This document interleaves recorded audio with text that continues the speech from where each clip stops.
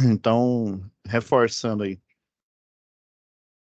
essa aula de hoje, né, vai ser só a finalização aqui. Deixa eu abrir aqui uma cópia do cronograma e explicar para alguns, né, caso ainda não tenham.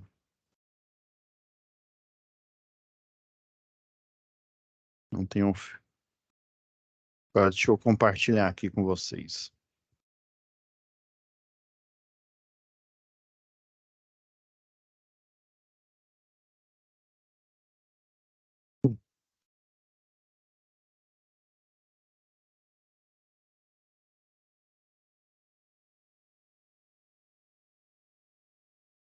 Bom, pessoal, que explicando aqui novamente, né, alguns não tiveram a oportunidade aí, ó. Esse fórum de discussão, pessoal, ó, ele não vai ser aplicado, viu? Só atividade um, né, o QSMS, né, a qualidade, saúde, meio ambiente, segurança do trabalho, né? Então só vai valer para essa UC aqui, ó, a atividade um, a atividade 2 e a atividade 3 que a gente já fez análise na aula passada, né? Aí lembra que eu falei que hoje a gente ia fazer ou revisão, ou tirar dúvidas. Eu vi aqui, eu fiz a correção aqui de quase todos. Todos entregaram a atividade, entenderam aqui, né, qual que é a proposta da atividade, né, o brainstorm, o relatório, né, que é a atividade um, atividade 2, fazer lá o diagrama lá de Ishikawa. E daí, antes de eu continuar aqui, queria saber quem que está aqui na live que tem alguma dúvida. E aí a gente já vai em cima dessa dúvida, porque se não tiver, o que que eu faço? Eu vou reforçar o que esse conteúdo aqui, ó, pessoal, que seria o fórum, ele é para a gente discutir sobre os princípios, né, da qualidade, da saúde, né, do QSMS. Então, se assim, se ninguém da live tiver alguma dúvida agora aí sobre a atividade, eu sei que, ó, eu lembro que eu já corrigi do Alcemar. Eu não me lembro se foi todas. Ângelo, eu lembro, Gerson, eu lembro. Rafaela, se eu não me engano, acho que falta uma. Acho que a última, eu sei que a última ela postou, parece que agora há pouco. Ó, pois não, Alcemar, pode falar aí. Sobre a atividade, o brainstorm, a chuva de ideias, Uhum. eu fiz ele com imagens, né? Ah, eu vi. Sim. Eu vi lá, você colocou as imagens, você fez storytelling. Tipo assim, você não escreveu, mas as imagens elas falavam por si, né? Que mostrava a placa, mostrava né, ali, a venda ali, né? O comércio, né? São as ideias. Eu pontuei dos que eu fui corrigindo, né? Eu pontuei os pontos principais aqui, ó.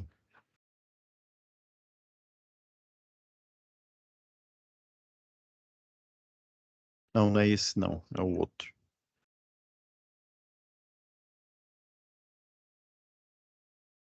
Muitos colocaram mesmo, fizeram tipo um orçamento, né? Quanto que custa, né? Se é o nível de eficiência, aí, por exemplo, eólica, né? O calcanhar de Aquiles é o quê? É você é, ter luz solar. E ainda assim é um é, assim, por exemplo, se for um local em que tem a luz solar, igual nos pólos, né? Você, se eu não me engano, acho que é algumas horas, me corrija se eu estiver errado aí, que você tem de escuridão, ou seja, então, na teoria, né, e no dependendo aí da região dos polos aí, né, porque a Terra ela tem uma inclinação, né, em relação ao movimento de translação, né, a Terra não fica no eixo paralelo, né, ela fica numa inclinação em relação ao Sol. Aí, se não me falha a memória, o que fica inclinado diretamente para o Sol, né, no eixo de translação, ele recebe luz solar praticamente o ano inteiro. Aí você pensa, ah, não, aí, ó. Então, ó, é ali que eu vou colocar. Ó, a eficiência para luz solar vai ser total. A questão é que nos polos tem o problema, né, de como a luz solar ela não incide igual nos trópicos em 90 graus, né? Ela tem uma angulação. A radiação solar, né, a incidência de radiação solar é pouca, embora haja luz solar praticamente o ano inteiro, né? Aí tem um lado, eu acho que é do lado da Antártida, se eu não me engano, que você tem. Aí o outro lado, né, já é o contrário, né? Escuro praticamente o ano inteiro. Você só tem, eu não sei se é alguns dias ou algumas horas aí de sol, né? Então, aí você raciocina, não? Então, não quer dizer que há sol, né? Essa incidência, né? Esse ângulo, né? Que faz parte do cálculo quando a gente faz o cálculo de dimensionamento. Uma dica é vocês irem lá no site e também no canal do YouTube da VEG. Eles têm uma espécie de uma cartilha, eles não são bobo, né? Eles têm uma cartilha para cada equipamento, por exemplo, inversor de frequência, inclusive em várias línguas, tem espanhol, tem português, tem inglês, pelo menos os três que eu já tive contato, né? É uma cartilha ensinando passo a passo como que você dimensiona uma placa solar, inclusive como que você, né, o cálculo, que referências bibliográficas você usa, né? Então, assim, o fabricante ele não é bobo, ele não só te fornece o produto, mas ele sabe que é uma tecnologia aparentemente, vamos dizer assim, ela não é que é nova, mas ela está em vigor aqui, ela está na moda, vamos dizer assim, aqui no Brasil. Eu lembro, e não faz muito tempo, não, quando eu estava na faculdade, lá para 2002, o pessoal falava de placa solar, os professores lá falavam, não, pelo amor de Deus, placa solar é caro demais. Hoje em dia é caro, mas naquela época era um preço proibitivo. Então, eu achei interessante que alguns alunos foi colocando o valor, né? Aproveitaram aquele mesmo desenho, outros utilizaram o Word aí, né? Utilizaram aquela ferramenta do Word que faz diagramas aqui, né? Um diagrama parecido com esse daqui, né? Então, assim, cada um dos itens aqui, o pessoal, né? Pelo menos os que eu corrigi aí, a maioria entendeu a proposta, né? Já o eólica, por exemplo, eu falando solar e apontando para o eólica, né? Tá vendo que esse professor tá bom, hein? Aí já a eólica, o maior gargalo, né, não é só a área que você vai ter que alocar para colocar essa turbina eólica. Existem uns conjuntos que o pessoal de fora vendem, eles são compactos, existem arquiteturas de usina eólica, por exemplo, tem uma em forma de hélice, né? Deixa eu até colocar aqui para vocês verem aqui.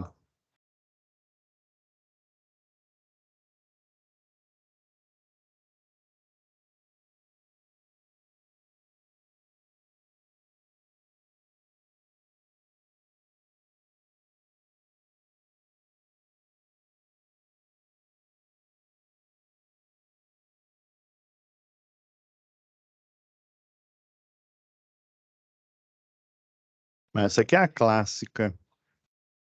Se eu não me engano, ó, essa daqui, ó, por exemplo, ó, tem esse design aqui, ó, o vento bate aqui, ó, verticalmente, e ela gira nesse eixo aqui. Ela é semelhante, não tem aquela ventilação forçada natural que a gente tem em indústria. Tem algumas hélices eólicas aí que elas são semelhantes àquelas aí. Então, não quer dizer que só tem esse tipo de arquitetura, ó, com essas pás gigantescas aqui, ó. E também depende, por exemplo, um local ideal para você colocar uma usina eólica, geralmente é um local assim é onde você tem a maritimidade e a continentalidade. Explica melhor, professor. Lembra lá em geografia, né? Você tem se não me falha a memória, de manhã cedo, né? Quando está ali amanhecendo, professor, só pode ser essa hora, né? Quando está amanhecendo, você tem uma corrente de ar que vem do continente pro mar, né?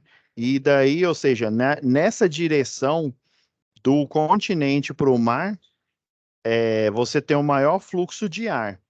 Tanto é que o pessoal, quando eles colocam a turbina eólica dessas aqui clássica, eles você tem um controle aqui das pás, né?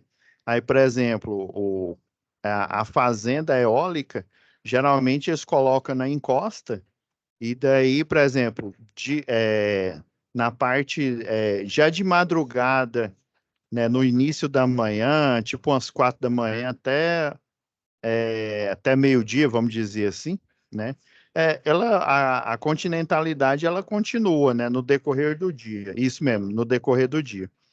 Então, eles movem a pá para aproveitar, né, essa corrente de ar favorável que vem do continente para o mar.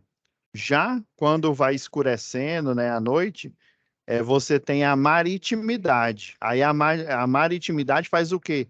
Ela inverte o sentido desse fluxo de ar, né, que é o ideal, né, o ideal para gerar energia eólica. Aí o que que eles fazem? Só muda a posição da pá aqui para ela aproveitar o ar que vem no sentido oposto, essa corrente de ar. Então, o local assim ideal, vamos dizer assim, o local top para você colocar uma fazenda eólica é numa região, né, de pelo menos eu lembro, eu tinha um professor, infelizmente ele já faleceu, o Augusto Fleury, uma das teses dele lá no pós-doutorado, ele estava fazendo viagens, né, em regiões aí do país para fazer um mapeamento, aí utilizava aquele, se eu não me engano, é o anemômetro, né, para fazer o mapeamento de regiões em que era favorável a aplicação de energia eólica. Dá para você aplicar, por exemplo, em um local que não é uma encosta? Dá, até que dá, né?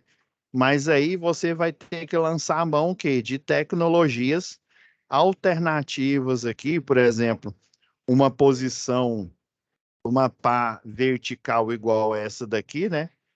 Para gerar uma eficiência, né? Então, a ideia dessa atividade 3, né? É você fazer esse mapa mental, né? Esse brainstorm aí. É igual eu falei, teve alguns alunos que pegou até a própria folha de tarefas. Essa aqui é só uma ideia aqui que eu mostrei para vocês, né? A folha original é essa aqui, ó.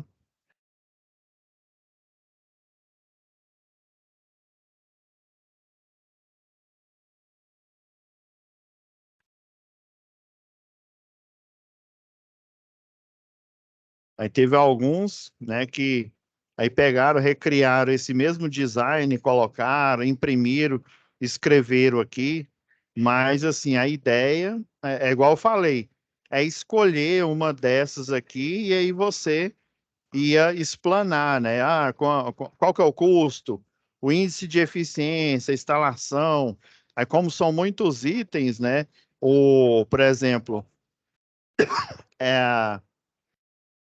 é, alguns colocaram custo, eficiência, instalação numa mesma nuvem, foram dividindo aqui. Eu achei interessante, né? Eu não havia pensado nesse enfoque aqui. Eu achei bastante interessante aqui, correlacionando esses itens aqui, né? Por exemplo, a meteorologia do local né, com o impacto ambiental aqui, a área utilizada, né? Então, basicamente, o impacto ambiental, o maior impacto ambiental da eólica, por exemplo, seria a região que ele ia ocupar, né? E aí, dependendo da arquitetura, por exemplo, da arquitetura da pá, essa região, como se diz, não poderia ser habitável, né? Aproveitar para colocar uma residência ou alguma parte ali da empresa. Já o solar, não, você pode colocar no teto ali dos galpões. Eu não sei se vocês já viram, tem uma placa solar que, na verdade, ela nem é uma placa, ela é um insufilme, e aí você coloca ela na fachada do prédio. Eu vi uma vez, eu tava lendo um livro, e daí eles falavam umas referências na Alemanha. Eu sei que na Alemanha eles utilizam bastante. Aí você tem o insufilme, aí nesse insufilme você tem os terminais lá, né? Aí tem o monocromático, tem um cristal, tem os tipos de cristais lá que fazem a retenção e o efeito fotoelétrico, né? Lembrando que foi até o Einstein aí que descobriu, né? Até o prêmio Nobel que ele ganhou não foi relacionado à teoria da relatividade, né? Foi relacionado ao efeito fotoelétrico, né? Que gerou, né, o prêmio Nobel dele. Então, assim, aí você coloca o insufilme, tem os terminais lá, é semelhante ao da placa solar. A diferença é que é um filme mesmo, aí você coloca na fachada aqueles prédios tipo que tem, né, aquela fachada só de vidro, né, aquelas janelas bem amplas assim, e o pessoal aproveita bastante mesmo lá. Particularmente, pelo menos os projetos que eu já acompanhei aqui no Brasil, eu não vi, né? Mas pode ser que numa grande aí, sei lá, um São Paulo aí, Recife, né? Uma área bastante grande aí, né? Se eu não me engano, é a segunda maior cidade aí, né? Região metropolitana aí, né? A segunda depois de São Paulo, né? Da região metropolitana de São Paulo. Pelo menos, né, do São Paulo eu não conheço, né, mas o Recife, eu não vi esse tipo de tecnologia aplicada. Então, vocês estão vendo que é muita ideia, né? Você, por exemplo, até pouco tempo, né, eu não sabia que existia uma placa solar que ela é um filme, ou uma turbina eólica que é que ela tem uma geometria diferente da geometria convencional que a gente tem, né? Então, assim, esse tipo de. E eu tenho muitos alunos, né, que, por exemplo, igual aquela primeira matéria, né? Eu sei que teve muita gente que estava ajoelhando no milho, rezando para aquela matéria lá de comunicação oral e escrita acabar. Porque aparentemente parece que não tinha nada a ver. É igual um aluno me perguntou, professor, por que que o senhor está falando negócio de laudo aí? Né? Por exemplo, lá em comunicação oral e escrita. Basicamente isso, né? Comunicação oral e escrita, né? Técnicas para vocês aprenderem ou pelo menos discutir sobre, né, como que você vai se expressar numa empresa. Daí eu aproveitei, não é que eu fugi do assunto, mas eu utilizei o tema da comunicação oral e escrita para apresentar para vocês exemplos de laudos, né? Eu mostrei lá um laudo trabalhista, né? Um laudo de verificação, por exemplo, lá de uma empresa em que o fiscal da concessionária local, ele foi averiguar se a terceirizada contratada estava fazendo o processo lá de poda de árvores em conformidade, né, com principalmente e os trabalhos em altura lá, ou da NR 35 também, né?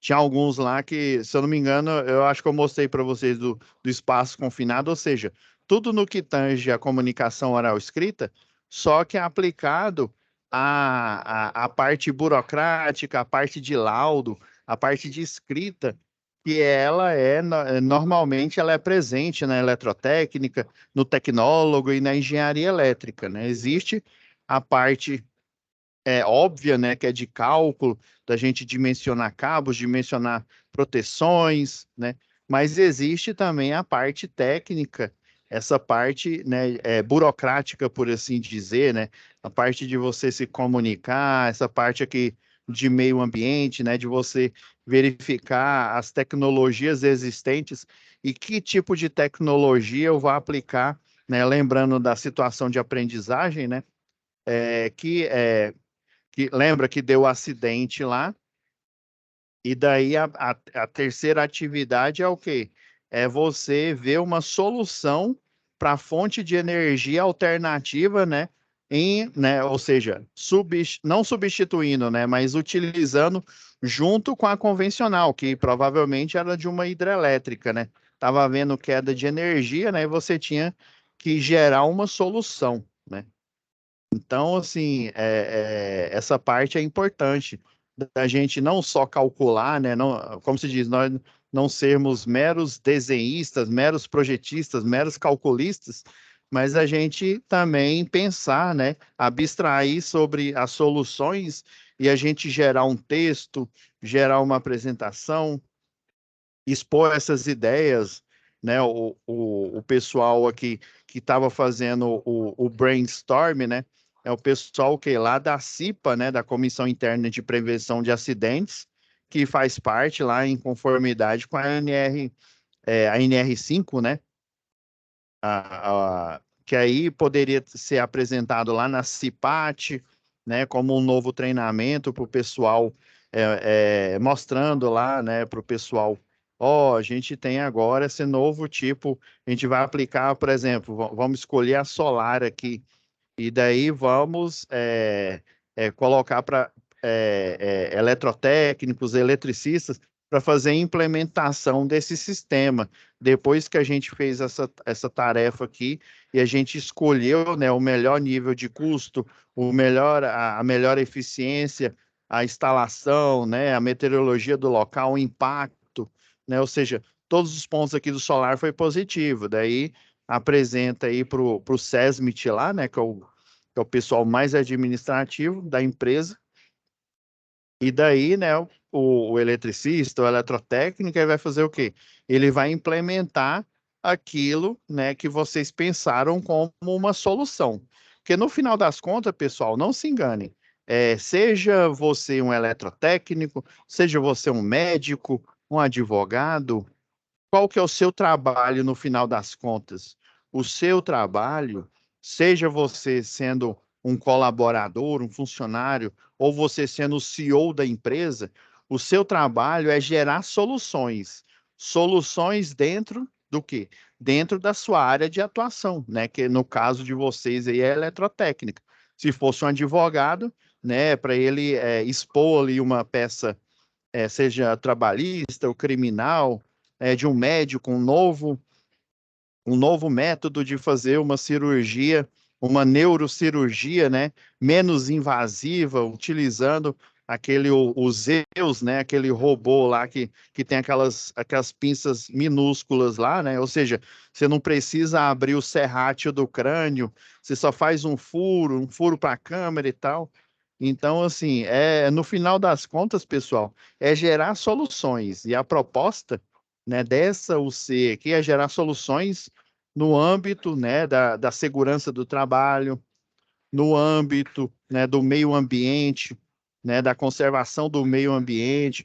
Por isso que esse item aqui que eu coloquei, o impacto ambiental causado aí, né, ele é extremamente, assim, dos itens, um dos itens mais importantes, né? Questão de eficiência, né? Embora, por exemplo, eu tô gerando eu tô abstraindo de uma solução fictícia, né? Eu falei, ó, alguns foram para o lado do solar e outros foram para o lado da energia eólica. Quem que está certo? Os dois. Por quê? Porque uns pensaram, ó, a eólica nesse caso, nessa empresa, né? Como a gente, lá na própria SAP aqui, né? Vou pegar aqui a nossa pasta. E no próprio descritivo, né?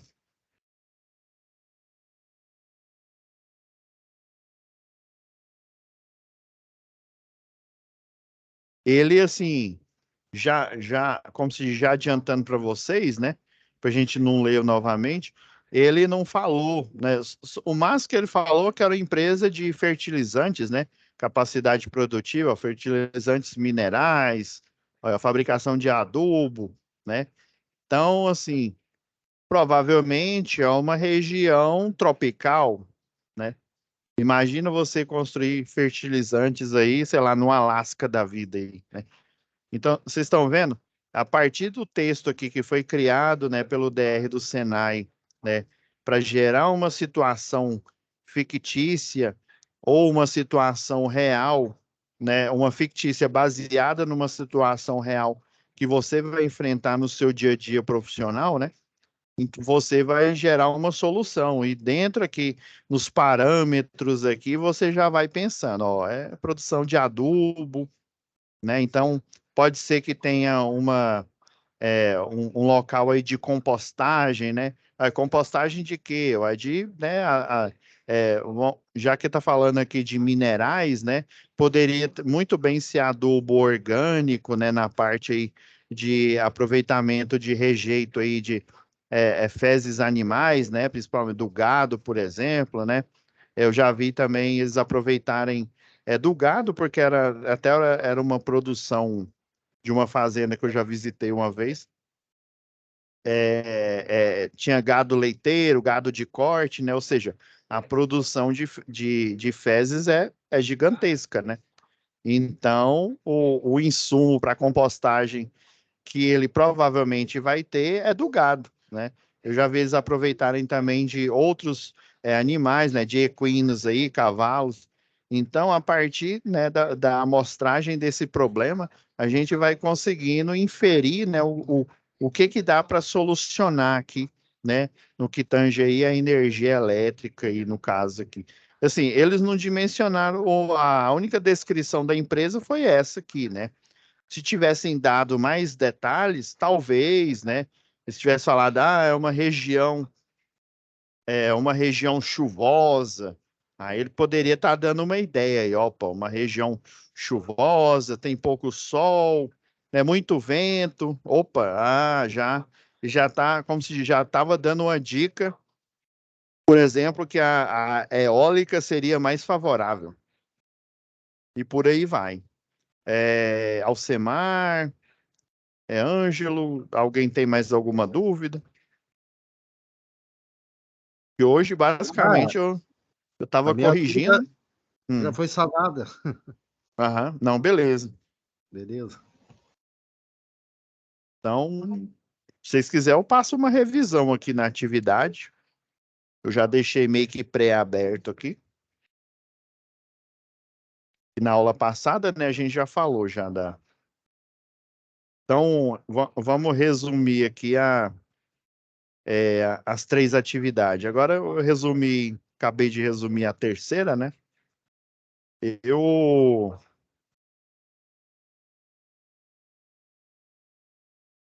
Deixa eu só achar aqui um.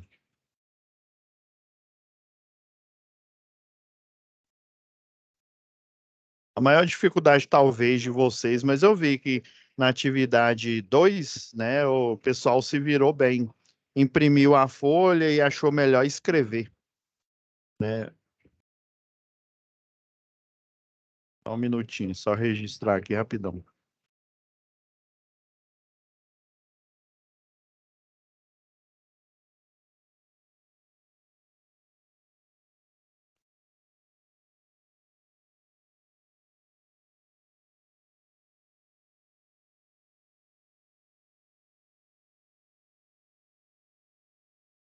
Já é 5.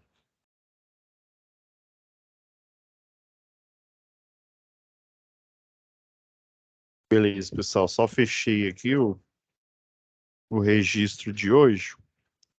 Então, assim, eu vou aproveitar para fazer uma revisão das três atividades, né? Quem ainda tiver dúvida, mas eu acredito que a aula passada deu o subsídio que vocês precisavam, né?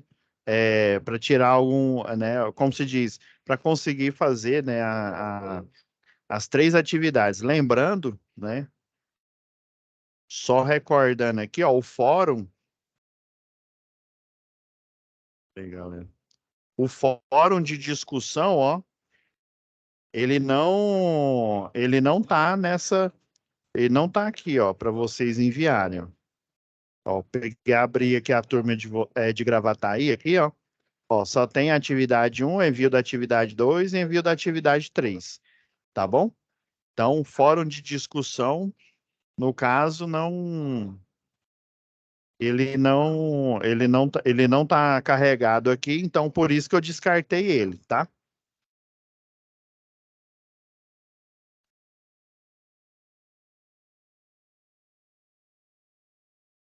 Atividade 1, pessoal, lembrando aqui, eu já deixei aqui já um resumo, mas assim, no geral, pessoal, eu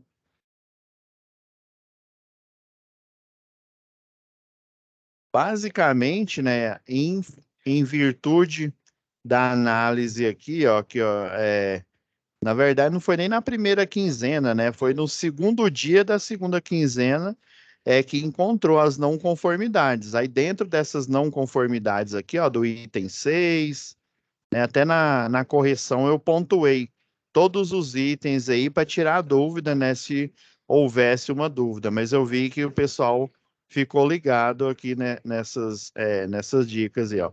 Ó, o tanque de combustível, lembra que estava tendo vazamento de óleo, né, no chão aí, ó, deixa eu ver, ó, o sistema de alimentação da mangueira, que estava com falha, né, não conformidade, o do tanque do combustível, o engate do equipamento, né?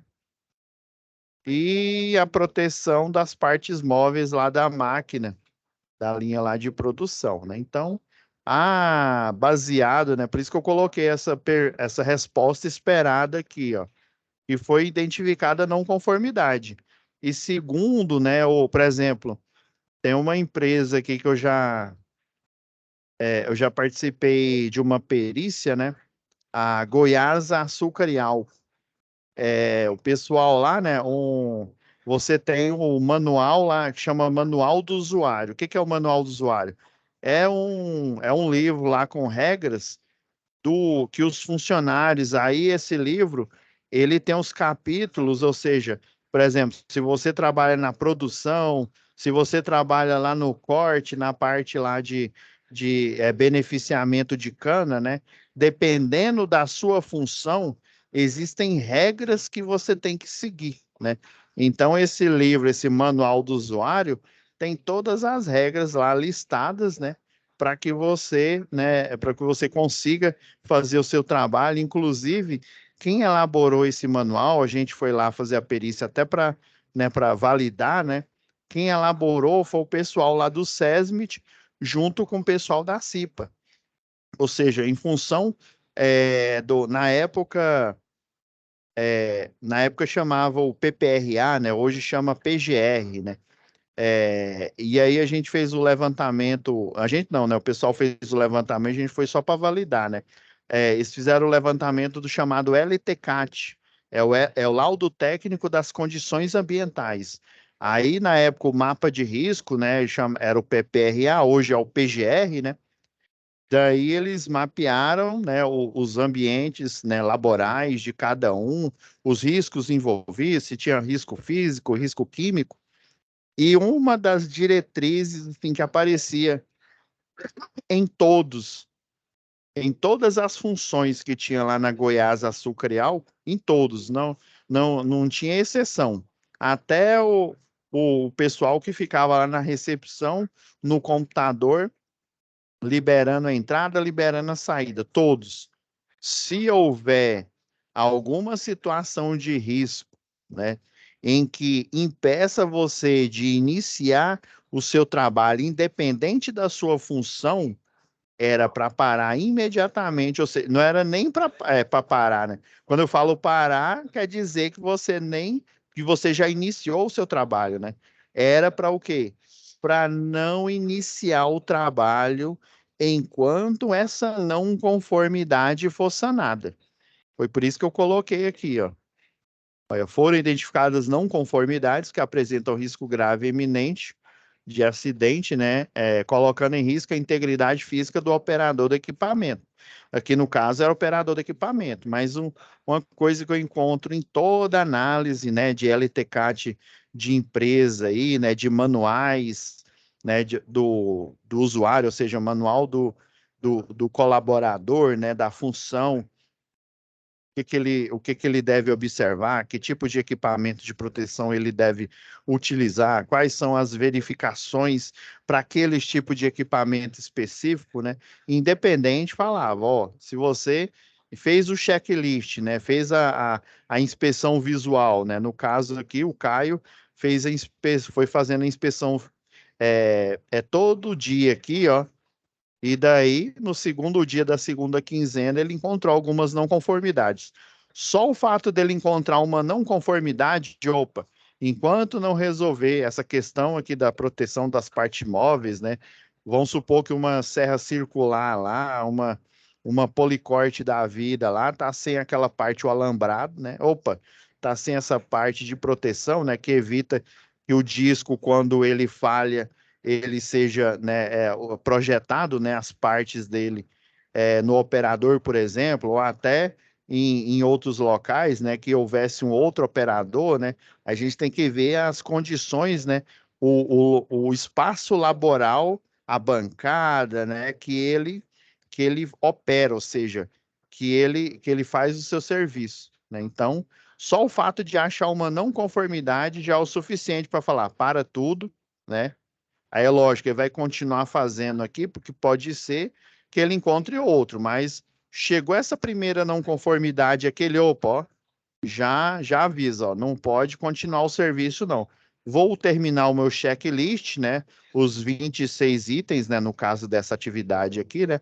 Vou terminar, eu estou aqui no sexto item, né? Vou finalizar a análise aqui do espaço laboral, né?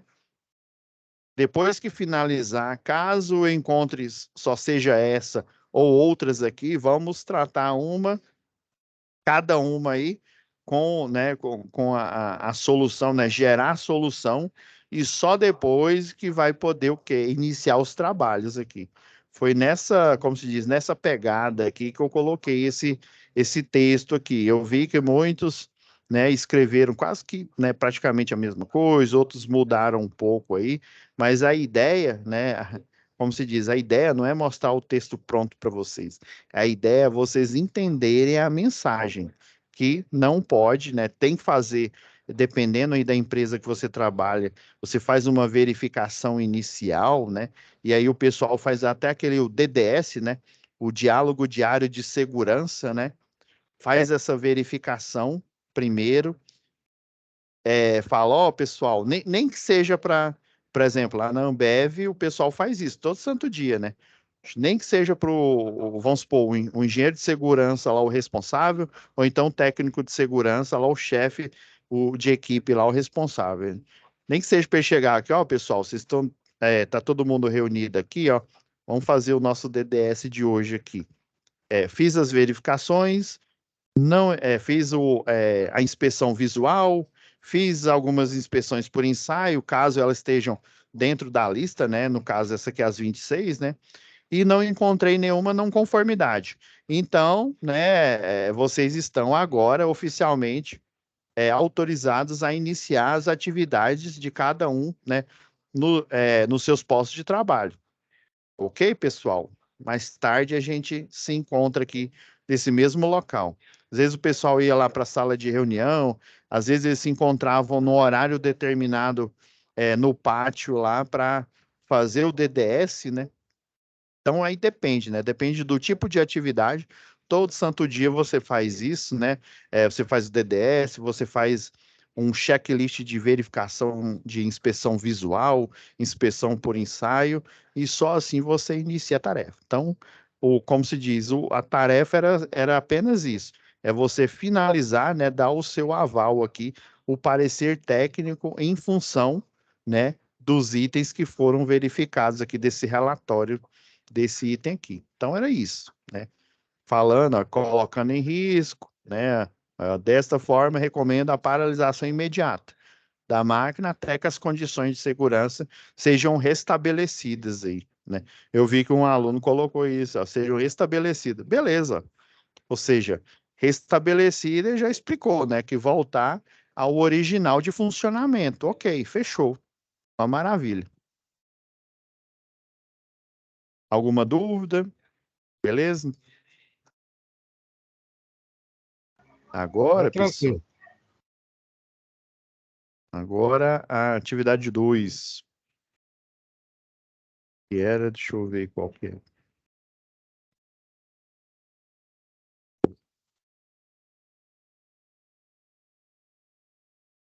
Ah, que era essa daqui, ó, completar aqui ó, as não conformidades que encontrou, né? Até fui pontuando algumas aqui, ó. Até dei a ideia, né, de colocar em vermelho, caso vocês fossem fazer no próprio documento, mas o problema é a formatação do documento aqui, ó. Até eu não, mas É, eu eu não acho que eu, consegui botar em vermelho. não, né? Eu sei que muitos, sabe o que que fizeram? Imprimiram e foram escrevendo aqui nessas linhas aqui, ó. Fechou. É, assim, o problema, se eu não me engano, eu comentei isso na aula passada. O problema desse documento aqui, ó, quando é porque aqui, ó, tem umas caixas aqui de texto, né? Ok, né? A unidade Bahia, não sei o quê. Aí quando você vem aqui, logo aqui em cima, ó, por isso que eu deixei a formatação visível aqui, ó. Ó, quando você vem aqui em cima, ó, e aparece essa cruz aqui, ó. Você tá vendo que é uma caixa aqui, ele é um misto ele é gráfico, parte é gráfico e parte é texto. Ele é uma imagem aqui, ó. Por isso que eu consegui, porque no documento original, esse documento original aí na hora que vocês puxam, essa parte aqui de baixo aqui, ó, do diagrama de Chikawa, ela tá bem aqui, ó, fora da formatação. Aí, e eu tentando puxar, né, para fazer, para mostrar para vocês, né, e eu não estava conseguindo. Daí, né, um colega deu uma dica aqui, falou: não, ó, você clica aqui nesse mais alto aqui, acho que eu até dei essa dica. E aí você coloca ou em cima do texto, né, ó, ou atrás do texto. Porque aí, ó, a formatação original, ele tá essa daqui, ó, alinhado com o texto. Aí ele fica com uma espécie de âncora. Aí essa âncora, em função da formatação, ó, tá vendo que a régua de formatação aqui, que ela delimita aqui, ó, se a gente rebater, quer ver, ó, tá bem aqui em exibir, ó, linhas e grades. A, a formatação, ó, ela, toda vez que você coloca aqui, sei lá, 2 centímetros, essa margem, né, da esquerda, a margem da direita, essa parte aqui de cima, ela é evidenciada na hora que você vem aqui em exibir e coloca exibir linhas de grade. Dependendo, né, se ela for, se o parágrafo aqui for menor aqui, ó, essa formatação, a linha de grade ela vem para cá. E daí essa âncora, ela fica, por exemplo, ela deixa o documento aqui, né, o formulário, ele que é um misto de imagem e texto. Aí ele deixa aqui para baixo da folha, deixando tudo fora de padrão, né? Aí a forma de você tirar disso é vir bem aqui em cima e clicar em atrás do texto ou em cima do texto. Porque aí, ó, quando você vem aqui por cima aqui, ó, ele fica livre, ó, para você movimentar na folha e adequar. Eu vi que muita gente fez isso, por isso que na hora que imprimiu, né, conseguiu colocar os itens aqui nas caixinhas, né? Aí teve muitos que imprimiram, foram escrevendo aqui por cima, né? Então a ideia, né, o Ishikawa lá, o diagrama lá de Ishikawa, é o causador do acidente, né, que foi, no caso lá, tirou uma das falanges, né? Quando fala da falange, são esses ossos do dedo aqui, né? Então decepou, né? Acho que foi da mão direita lá que falava, né? Então a ideia era fazer um brainstorm com o pessoal lá da CIPA E a partir dessa teoria aqui, ó, dos 6 M's, né? Que é o método que você utiliza na empresa, né? O meio ambiente de trabalho, ou seja, no caso ali a linha de produção, né? A mão de obra, é, a medição aqui, né? Esse métodos aqui, né? Basicamente fala do processo produtivo, por exemplo, teve uma empresa uma vez que era um processo semi-automatizado. A linha de produção era medicamentos, se não me falha a memória. A linha de produção, aí, por exemplo, tinha uma parte automatizada, e aí o fechamento das cápsulas, né? A, o arranjo ali da quantidade de, por exemplo, tinha uma máquina que fazia a contagem da quantidade de comprimidos que colocava no invólucro, né? Aí tudo era automatizado. Daí chegava no processo final, essa caixa já quase que fechada, ela tinha que ser finalizada por um operador humano. Aí, o que que acontecia? Deixa eu até aproveitar aqui.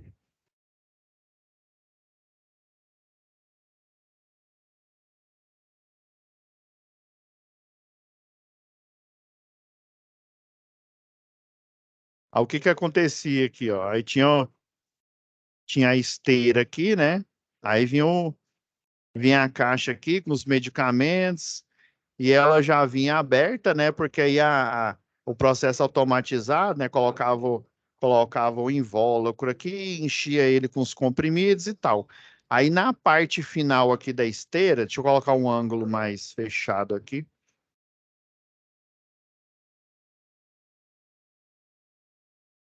Ficava o funcionário aqui, ó. Não, ele ficava nessa posição aqui, ó. Obrigatoriamente. Aí ficava um pallet aqui, ó. Ficava um pallet. Aí esse funcionário, ó, aí ele tinha, né, que nas primeiras caixas que ele empilhava, ele tinha que ficar aqui em cima do pallet.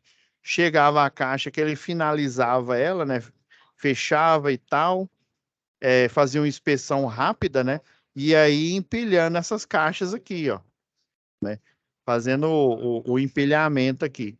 Só que o problema é que vocês concordam que, ó, aí eu coloco a primeira caixa aqui, né? Aí põe a primeira, põe a segunda. Quando eu coloco a primeira e a segunda, vamos supor que eu dei para colocar 4 caixas empilhadas aqui. Eu sei que, como o desenho em 2D, né, dá para caber muita mais caixa, né? Mas vamos supor que é só 4 caixas. As primeiras 2 caixas, o que que o cidadão faz? Ele agacha. O método correto de você agachar é você flexionando como se diz, os joelhos aqui, ó. Você tem que ir até o chão aqui, ó, flexionando o joelho e deixar a coluna reta. Só que você fazer isso 1 ou 2 vezes num dia, ok. Pensa você fazendo isso o tempo inteiro. Sei lá, na produção, você visualizando as primeiras caixas aqui, você tem que agachar, deixar ela pronta aqui, né? Aí já nas 2 últimas, como ela estava mais ou menos do tamanho da bancada, é fácil, né? É só você pegar de um lado e colocar no outro, né? Você faz a inspeção visual ali rápido e coloca no outro, ok, de boa, né? Só que aí o primeiro aqui, o pessoal tava tendo problema de coluna. Não é sempre que dá para você agachar desse jeito aqui, né? Aí o pessoal agacha o quê? Ó, fazendo uma espécie de ponte aqui, ó, com as costas aqui, ó, para pegar a caixa aqui, né? E é isso, nossa, dava dor nas costas, o pessoal, a gente pensa que é uma coisa boba, né? Mas faz isso o dia inteiro, vai fazer isso o dia inteiro. Aí qual que foi a solução que o pessoal lá é, desenhou lá? Tinha a linha de produção aqui, beleza, a caixa estava vindo, o pallet estava aqui, né? Porque aí depois que terminasse o empilhamento, a empilhadeira vinha aqui, ó, e levava lá pro, né, pro local de estoque. Aí continuava vindo na linha de produção para colocar em cima do pallet aqui. Aí eles criaram uma espécie de tesoura, que ela é retrátil aqui, ó, uma tesoura aqui. um suporte.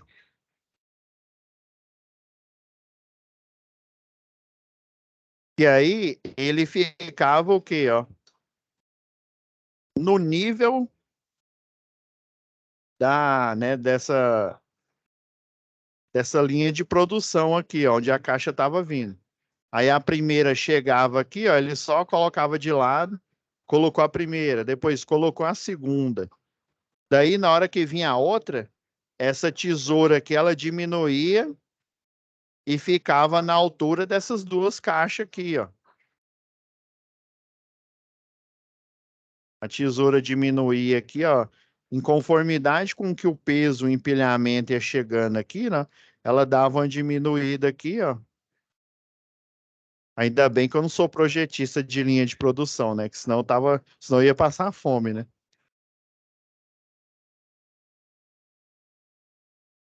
Aí a tesoura aqui que ficava no pallet, e ela fixa aqui, ó. Aí aí o operador vinha e ele não precisava agachar para colocar a segunda fiada aqui, ó. Colocou a segunda fiada, ela descia mais ainda, ficava ao solo, daí a empilhadeira vinha aqui e pegava. Era um processo, parte era automatizado e essa parte final aqui de verificação, né, tinha que ser com intervenção humana aí. Nossa, eu sei que melhorou assim, é, igual teve um funcionário falou, não, melhorou foi 200%, não foi 100% não. Então, assim, a gente, né, por exemplo, se fosse um, o exercício aqui, né, o diagrama de Chical é isso, vocês se juntam, né, ao método aqui, ó. Ah, não, pessoal, existe regra aqui, mas todo mundo descumpre essa regra. A rotina de trabalho aqui, ó, ela é além do que deveria, ou seja, tem uma hora lá, pessoal, que você está trabalhando, até que, por exemplo, né, muita gente, né, a maioria pelo menos, né, que eu já entrevistei, acha que uma hora de aula já é muito. Imagina vocês que, né, que pelo menos nessa primeiro módulo aqui é 1 hora e meia. Tem gente que com 10 minutos já está chamando o urubu de meu louro, né? Já não está mais aguentando assistir aula. Então, a gente, dependendo aí, a gente mesmo que nós fôssemos as pessoas assim mais observadoras do mundo, mais concentradas, tem uma hora que seu cérebro fala, ó, tempo não aguento, você tem que parar uns 15 minutos. Tem locais aí, dependendo aí da rotina de trabalho, né? Você tem uma pausa aí de 15 minutos, uma pausa de 20 minutos, dependendo da quantidade de hora que você trabalha, né? Porque o seu cérebro, ele entra em férias, ele fala, ó, não, tô chamando o urubu de meu louro, ó. Jesus de Genésio, não aguento mais, né? Eu preciso descansar. Então, foi interessante porque com né, essa linha de produção aqui, o cidadão já ficava cansado no começo, porque ele já tinha que agachar aqui. Ninguém queria ficar nessa parte da produção lá. O pessoal queria ficar em outras partes lá, mas nessa parte aqui, no final aqui da linha de produção, ninguém queria ficar. Então, o objetivo do Estical é vocês, né? Quem que é melhor? É o pessoal lá do SESMIT, como se diz, os que assinam a caneta, ou é o pessoal da CIPA, né? Que é operacional, tá ali fazendo o serviço, né? O ponta de lança no dia a dia ali fazendo o serviço. Quem é melhor para dimensionar? Oh, beleza, vocês desenharam esse processo produtivo para gente aqui e tal, mas ele tem algumas falhas, né? Então, a rotina de trabalho ela está excessiva, a falta de manutenção do maquinário é muito grande, né? Falha do dispositivo de segurança, tem vazamento de óleo, quando tem esse vazamento de óleo, não tem um local, esse óleo ele derrama direto no chão, podendo ir para o lençol freático. Imagina se for óleo mineral, aí lascou. Ó, o ambiente aqui, né, ele tem baixa visibilidade, igual esse daqui, a ergonomia, né? A ergonomia desse processo aqui que eu listei para vocês, ela é péssima, né? Então, tem que gerar uma solução que melhore essas condições de trabalho, que aí o nível de absenteísmo, né? O nível de falta, o nível de dias que você pega de licença, né? Em função de problemas, né? No caso aqui né, de coluna, que com certeza vai dar nesse funcionário aí, né? Então, assim, vocês têm que fazer esse processo aqui de solução de problemas, ele é bastante válido. E dependendo da empresa que vocês forem, né, trabalhar, né, pode ter até a empresa de vocês mesmos aí, né? Quem for já empresário aí, né? Então, vocês têm que dar moral para isso, pessoal. Porque, assim, para a segurança do trabalho, o que importa é o cidadão, né? No caso, a gente une essa matéria que une não só a segurança do trabalho, mas ela une também na questão do meio ambiente, né? O que importa é que você continue fazendo o seu trabalho, né? Inicia, sei lá, vamos supor que sejam 8 horas por dia, né? Inicie a primeira hora, termine a oitava hora, como se diz, são e salvo, né? Com a mente bem, o corpo, né? Também, né? Não muito cansado, dependendo do que você faz, né? Tem aquele célebre filme lá do Charlie Chaplin, né?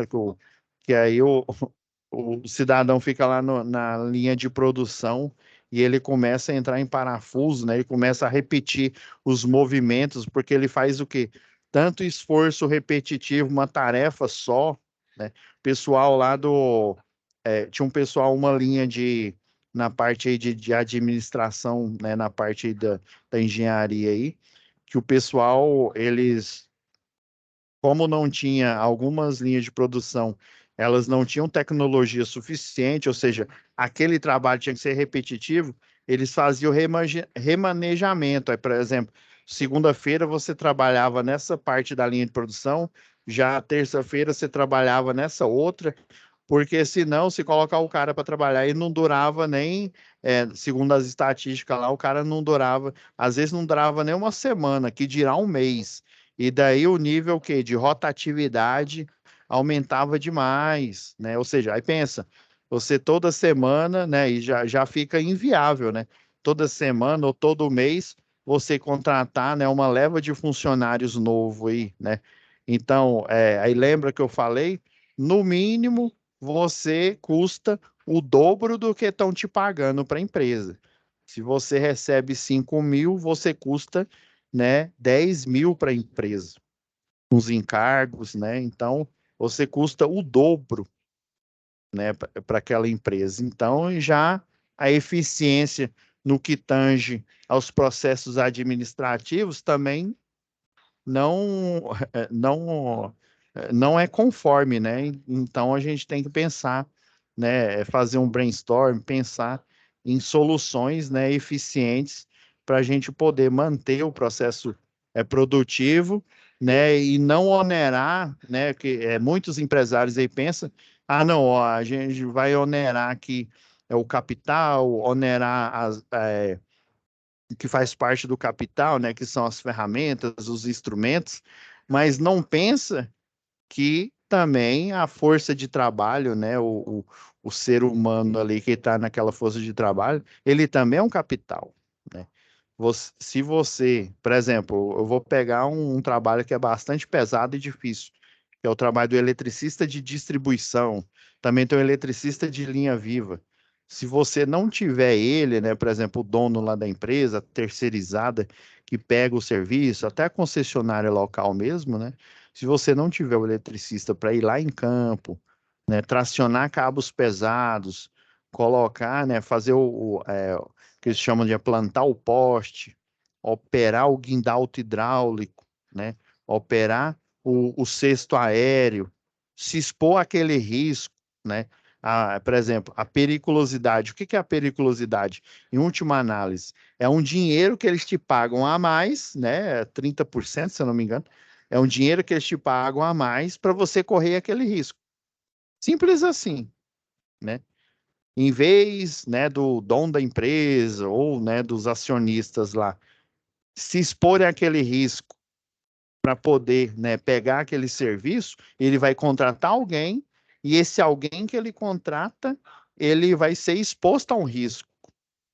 E esse risco é periculoso, ou seja, ele pode vir a, né, na melhor das hipóteses, ficar é, eletrocutado, queimado, né? Assim, tem um acidente. Na pior, ele pode perder a vida. Ou seja, você está pagando a mais porque existe um trabalho periculoso e esse trabalho tem que ser feito. Então, como se diz, o bom empresário, ou aquele empresário que pensa, né, na empresa como, né, de forma eficiente, né? Eu não estou falando nem na questão humana, porque às vezes, infelizmente, quando a gente conversa aí com alguns empresários e do dono do capital, né? Eles não entendem, por eles não ficarem expostos daquele risco, ele acha, não, eu estou pagando o cidadão, né? Então esse dinheiro aqui, não, para ele não é nada, ele se expor a esse risco aqui, né? Imagina você tocar, lógico que com a luva, né? Com a roupa, você toca e colocando cobertura, né? Você tocar em um cabo de 7.900, quase 8.000 volts aí, né? Sendo que você não pode desligar porque esse cabo alimenta uma empresa, vamos supor, uma Heinz da vida, e essa empresa não pode parar de jeito nenhum, porque no contrato de demanda dela fala, né, no que foi lavrado fala, ó, caso a energia concessionária não forneça energia ininterrupta, vai haver uma multa, e essa multa teve uma vez, eu li, eu estava lendo o contrato aí de uma empresa aí, ainda bem, se você estiver em pé, pode sentar, viu? Era, se não me falha a memória, por segundo, eu não estou falando minuto, não estou falando hora, por segundo, a concessionária local, se deixasse a empresa sem energia, ela pagava, se não me falha a memória, acho que era 7.000 e poucos reais. Segundo. Imagina você deixar essa empresa uma hora sem energia.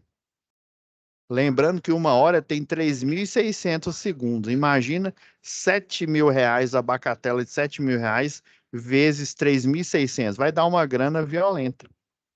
Tem alguns contratos que são assim, né? Dependendo da empresa e dependendo da. Ah, professor, mas essa empresa não tem grupo motor gerador, não? Caso a energia, um no break, caso a energia acabe e estabeleça, sim, ela tem. Mas esse grupo motor gerador é da empresa. Esse grupo motor gerador, quem compra gasolina é a empresa. Então, quem que vai ser onerado, vamos dizer assim, se acabar a energia, é a empresa. Ela vai ficar sem energia? Não, porque o no-break vai entrar, a energia não vai voltar, e daí o grupo motor gerador vai entrar em ação. Sem energia, sem produzir, ela não vai ficar.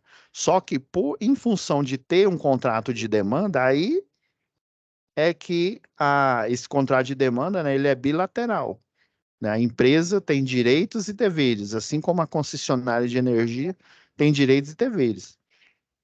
Daí existem multas. É óbvio que cada contrato, como se diz, cada um é uma sentença, né? Cada contrato ele é diferente, mas esse eu fiquei horrorizado, né? Era de uma emissora de TV. E daí, se a concessionária deixasse energia, era esse valor aí que era a multa.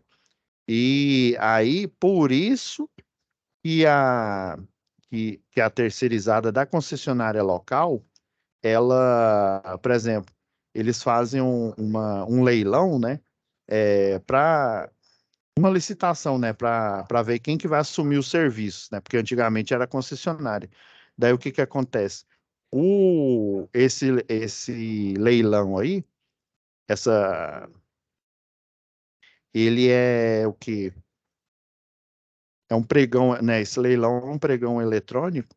Então, um dos pré-requisitos para você pegar esse serviço, você tem que ter uma empresa e funcionários, né, que fazem trabalho com energia ligada, ou seja, o linha viva de distribuição.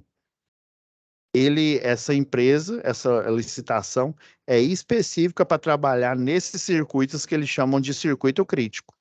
Ah, você vai trabalhar aqui, ó. Esse pregão eletrônico aqui vai ser para você pegar todas as manutenções que estão no circuito, sei lá, da Jaime Câmara, que estão no circuito da Heinz, uma empresa que tem um contrato de demanda, e nesse contrato de demanda, principalmente se deixar essa empresa sem energia, a multa é grande.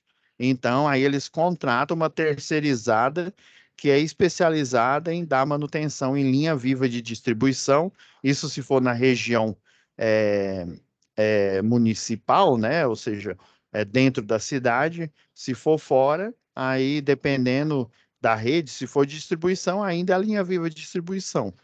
Pode ser também de linha de subtransmissão, aí é o eletricista de linha viva de transmissão.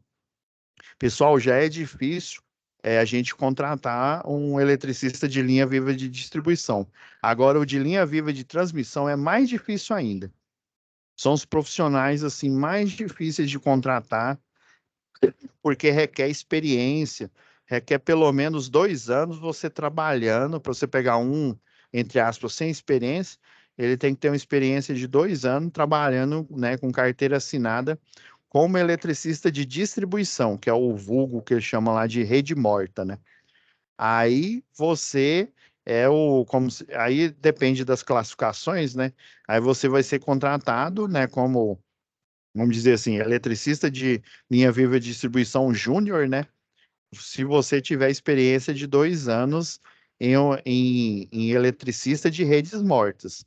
Agora, se você tiver experiência já a trabalhar com a linha viva, moça, aí é muito difícil você achar. E quando acha, a empresa, dependendo, ela tem que pagar um valor alto, o salário aí. E esses são os mais críticos aí. Nenhuma empresa, né, nenhuma concessionária, né, quer deixar uma empresa, um circuito crítico sem energia. Daí, todo tipo de manutenção, todo tipo de serviço, quem é chamado é o pessoal da linha viva. Aí, dependendo, vamos supor que arrebentou um cabo, né? Aí não tem jeito, né? Você tem que fazer o retracionamento, acionar as proteções, né? E remontar aquela rede. Aí eles mandam duas equipes. Aí mandam de linha viva e mandam a de rede de distribuição. Porque a de rede de distribuição, ela só faz procedimento com a rede desenergizada. E a de linha viva com a rede energizada. Então, dependendo, pessoal, nos processos produtivos. Por exemplo, teve uma empresa lá do Recife na época, que o que o pessoal, eles abriam a chave fusível e o índice de queda do cartucho era muito alto. Aí, um eletricista, eles fizeram um trabalho semelhante a esse aqui do diagrama de Ishikawa. Ele teve a ideia de colocar na vara de manobra universal, essa aqui, ó.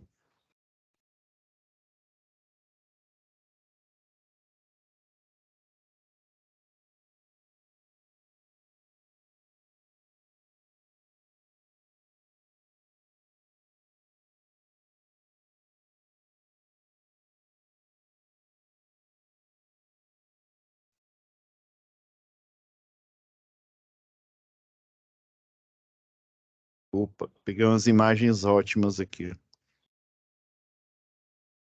Por exemplo, vamos pegar essa aqui que já estão montada aqui, ó.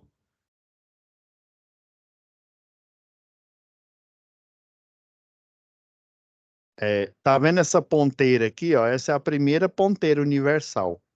Essa daqui, ela serve, por exemplo, você vai abrir uma chave fusível, você coloca essa ponteira no olhar do lado do cartucho e você consegue fazer a abertura.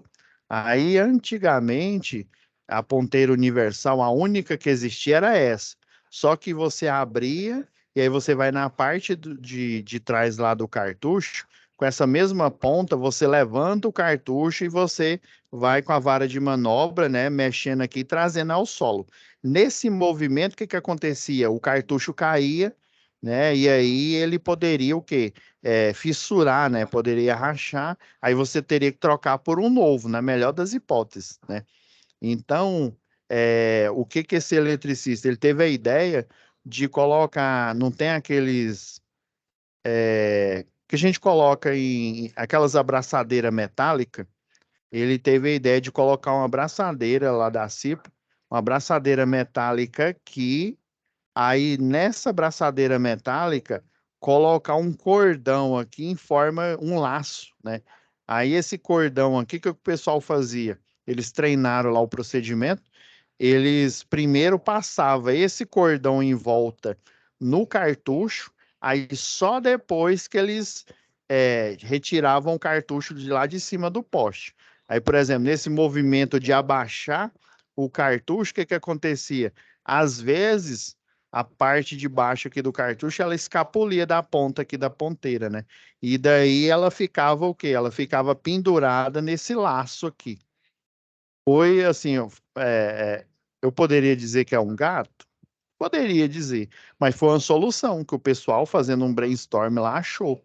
Hoje em dia, você instala, tem a ponteira universal, ela tem um dispositivo que chama dispositivo anti-queda. Aí esse dispositivo anti-queda foi a solução técnica encontrada para deixar de utilizar esse laço, né, essa embira amarrada aqui com essa braçadeira aí.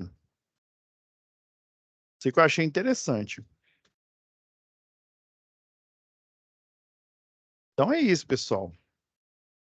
A gente já falou da terceira atividade, né? A gente falou da primeira, né? A gente foi meio que de trás para frente, né? Essa daqui é a segunda. Então a ideia, né? Assim como eu fui fazendo as correções, fui pontuando para cada um, né? O que que colocaria em cada espinha de peixe aqui, né? O ruim é que quando eu dou o feedback, o espaço lá do feedback, ele só carrega texto, ele é basicamente ele é HTML puro, né? Então ele só carrega texto, ele não carrega imagem.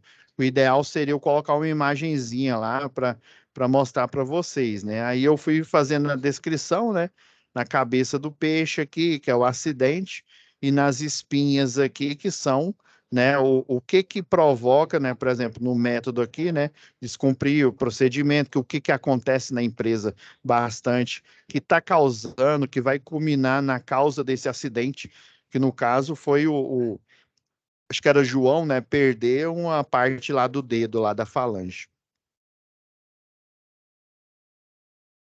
Então é isso, pessoal. Ô, Arnaud, pois não? Professor, é o seguinte, tá me escutando? Sim, estou estudando. Eu não fiz essa atividade ainda, tem como entregar ela até quinta? Porque quinta é feriado, daí eu tenho tempo para fazer ela bem de boa.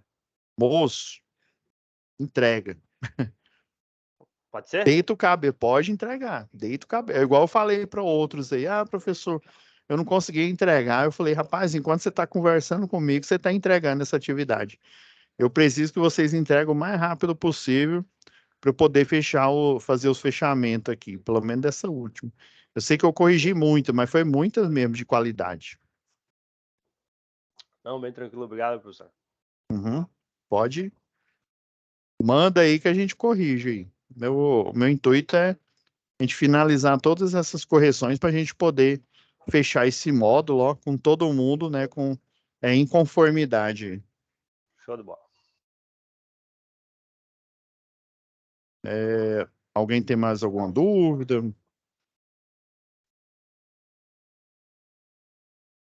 Não? Então, pessoal, como se diz, eu tenho uma aulinha daqui a pouco, mas enquanto isso eu tô aqui, tô corrigindo. Tá bom? Professor, uma dúvida. Sim, pois não. Questão assim, essas recuperação, a gente vai ser notificado, quem for pegar a recuperação, assim? Ah, não. É porque tem algumas que a recuperação é uma única tarefa, né?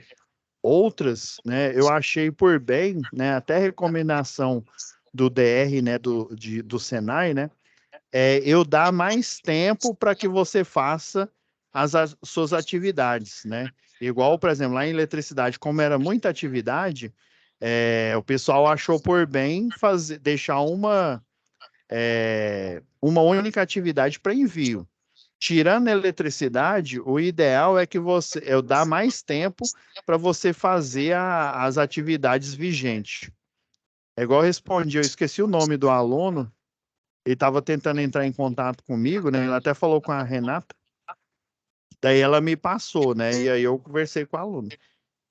Eu orientei ele a entregar as atividades, focar em entregar a atividade Eu falei, ó, nem que a gente aqui dê mais tempo para você entregar, né? Mas o importante é você fazer a atividade. Porque quando a gente troca por uma única atividade, né, de recuperação, aí você perde o quê? Por exemplo, você perderia o brainstorm, porque essa atividade de recuperação, ela vai abranger só um assunto, né? Então, você poderia perder o brainstorm, você poderia perder lá o checklist, né?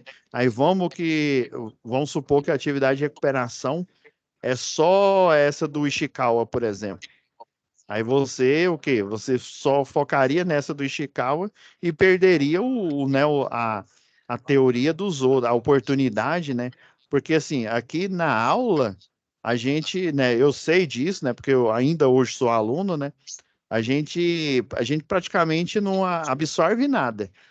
Como se diz, é na hora que a gente põe como se diz, a caneta ali no papel, vai ler a apostila, vai ver um vídeo, ali é que a gente começa a exercitar mesmo o que a gente aprendeu. Os teóricos, eu dei o Carnegie e outros teóricos aí, diz que a gente, acho que não é nem 20% que a gente absorve daquilo que a gente está assistindo, por exemplo. Beleza?